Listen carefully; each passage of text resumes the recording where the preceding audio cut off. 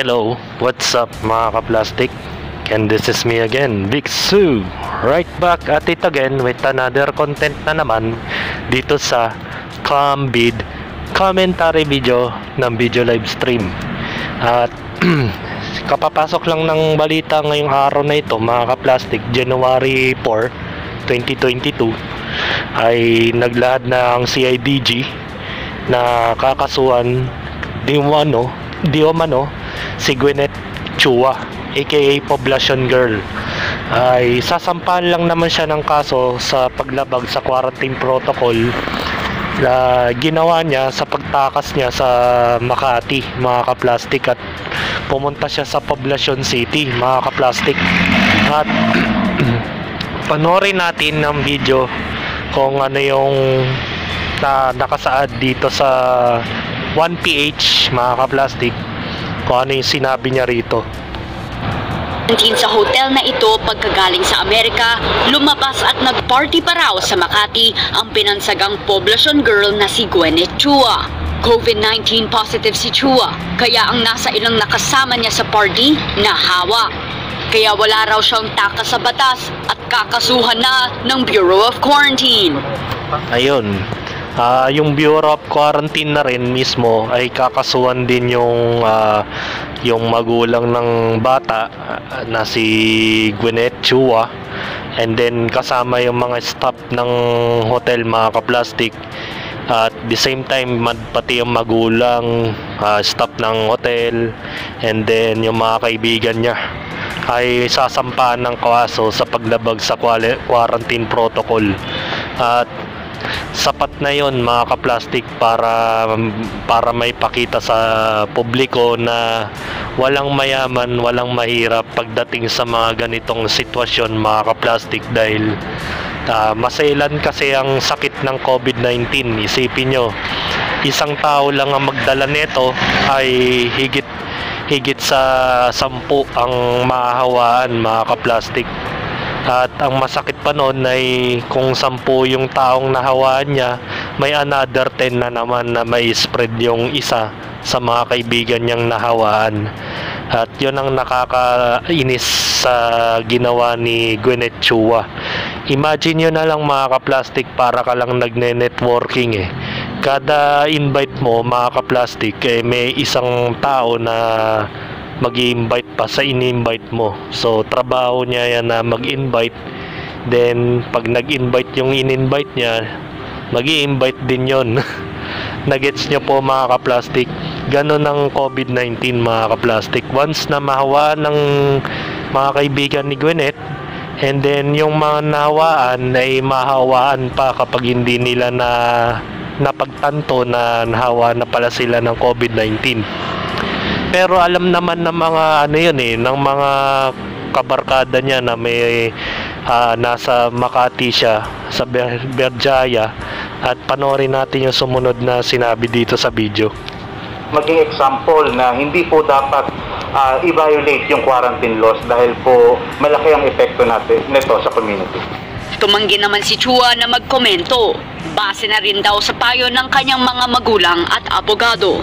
Kanina, sinilip na ng Criminal Investigation and Detection Group ang Berjaya Hotel para sa ginagawang investigasyon. Hanggang 20... Ayun na nga.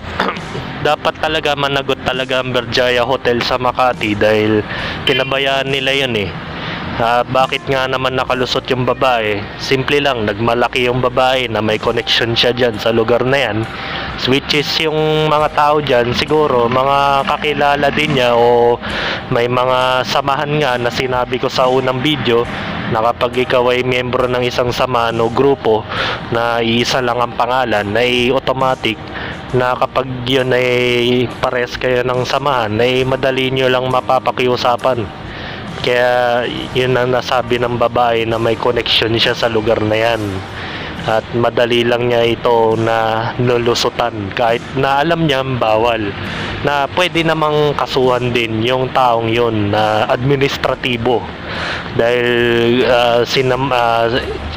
pinutol niya yung quarantine protocol ng tao na dapat mga 1 linggo nandyan si Gwyneth sa Berjaya Hotel sa Makati. ang nakalaan para sa mga naka-quarantine, habang sa 26th floor ang non-quarantine guests. May mga guard naman nag-iikot sa quarantine floor, pero walang full-time na nagbabantay sa kada palapag.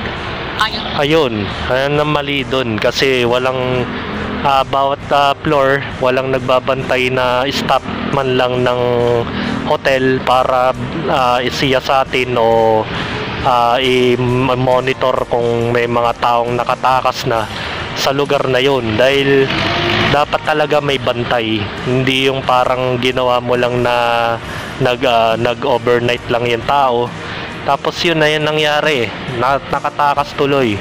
Yun na nga, sabi nga niya may connection, ibig sabihin may pumayag, diba? Napakiusapan, kaya nagkaroon ng konting problema sa quarantine na yan. DOH at Bureau of Quarantine, bahagi ng iimbestigahan kung paano nakalabas si Chua sa hotel. Sa panayam naman ng sa totoo lang, kay ay paano nakalabas? Simple lang, connection nga, 'di ba?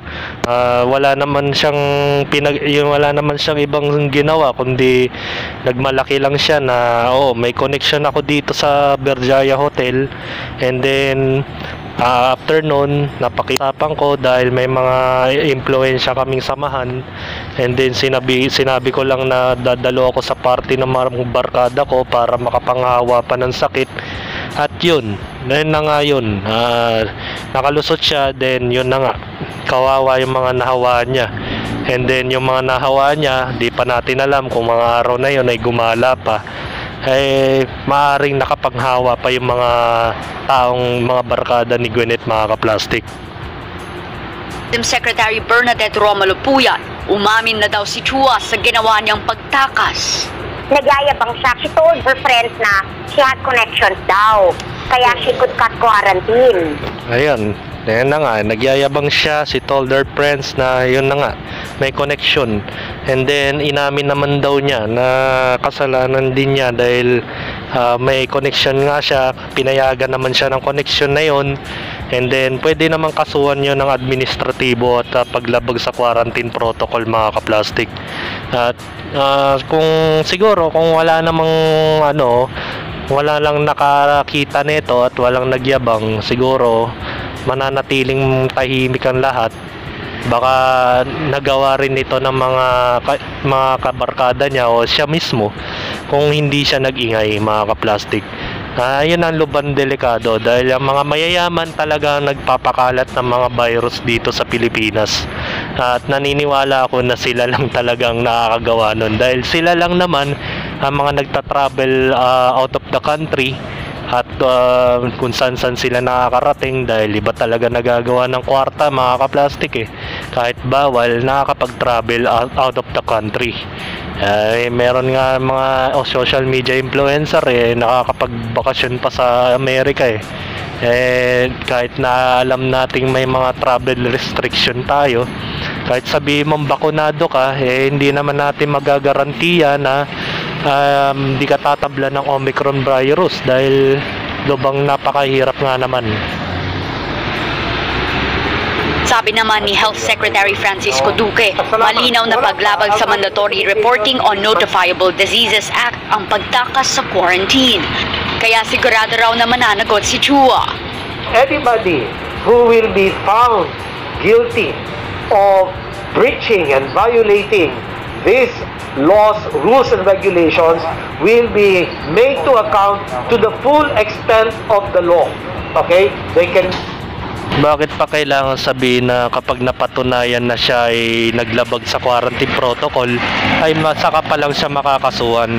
Di ba dapat kailangan sabihin natin na dapat makasuhan na tong taong to dahil nakita naman natin ng ebidensya na nakatakas siya sa Berjaya Hotel sa Makati, then pumunta siya sa Poblacion City, mga ka-plastic. So, ano pa bang ebidensya ang kailangan nating hanapin dahil yun na nga yung ebidensya, di ba? Ang hirap sa ating mga batas na kitang-kita na nga yung ebidensya, patuloy pa rin sa mga investigasyon pa lang. Baga wala pinapahaba pa yung eksena dito Pero kung tutusin, kaya naman nilang kasuhan yan eh. Dahil mapera yung tao, eh, sabi ko nga sa unang video, palakasan, eh wala, madadaan lang din yan sa piyansa in the end of the day. Eh, mababaon din sa limot to pag hindi na maingay ang pangalan ni Gwyneth, mga kaplastik. Charged, indicted for criminal as well as administrative cases. Ayon sa Bureau of Quarantine, may mga sumubok na rin noong tumakas ng quarantine. Pero agad din silang natitrace at na-turn over sa LGU. Kaya, ayun, kung mapapansin nyo yung container van na yan, dapat dyan na lang nilalagay yung mga taong mga suspected o mga positive sa COVID-19. Dapat dyan na lang nilalagay, and then kinakandado na lang yung pintuan ng container van para hindi na talaga makalabas. Meron naman pala silang container van na kung saan ay dapat doon na lang i-quarantine yung mga tao na suspected COVID-19 positive. Dapat dyan na lang. Bakit kailangan pa sa hotel? Baga, parang kumbaga mayaman nilalagay sa magandang hotel at magandang kwarto, kaya ganun-ganun na lang. Yun na nga, dapat dyan na lang nilagay sa container van para wala talagang lusot at nababantayan sa paligid, di ba? Nakikita natin na may mga parameter dyan para sigurado yung mga naka-quarantine dyan wala talagang lusot, di makakalabas. Wala since mayaman sa hotel talaga nilalagay. Alam naman natin na kapag mayaman maaarte, ayaw nilang mahiga sa mga pangit na kama. Yun na lang. Nakakatawa, di ba? maghihigpit na raw ngayon sa mga quarantine facility. Magkakaroon silang regular inspection at saka mga spot inspection on all hotel isolation na area. Para sa 1PH, Marty. Ayun, kung kailan mayroon nahuli, saka lang kayo maghihigpit, mga kaplastik. Kumbaga, pag walang nakakita o walang nagpasikat sa social media, hindi kayo mag-action o kilos pronto, di ba? Parang gano'n ang mga galawan natin, mga kaplastik, na parang porket hindi napansin ng iba ay hindi na kayo gagawa ng action o didisiplinahin ng mga taong yan. Pag mayroon nang na-expose sa social media, saka lang kayo kikilos. Yan. Nakalagay dito, kapapasok lang na balita, Criminal Investigation and Detection Group, CIDG, nakapaghain na ng reklamo laban sa returning overseas Pilipino na si Gwyneth Ann Chua, na tinaguriang poblasyon girl. Kasama rin siya sa kinasuhan ng kanyang mga magulang, boyfriend at 5 hotel staff. Kasong paglabag sa mandatory reporting of na notifiable diseases and health events of Public Health Concern Act ang isinampa ng mga nasabing personalidad. Dapat lang talaga yan, mga kaplastik, dahil napakasela na nga ng sitwasyon natin. Imbis na numinipis ng COVID-19 cases dito sa Pilipinas, ay lalong dumami lang, muling dumami na dahil sa mga kagaguhan na ginawa ng babaeng ito.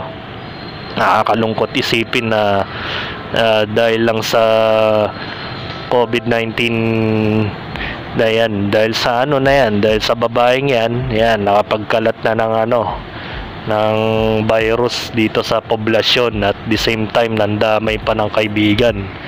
At maging silbing aral ito sa mga mayayaman, lalong-lalo na kayo mga mayayaman dyan, na kayo lang naman nagpapakalat ng virus dito sa Pilipinas dahil kayo yung lagalag kung saan kayo nakakarating.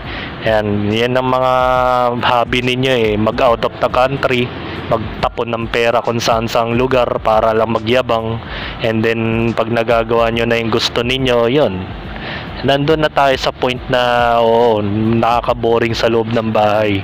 Pero isipin ninyo yung kaligtasan ng bawat tao na nasa paligid ninyo.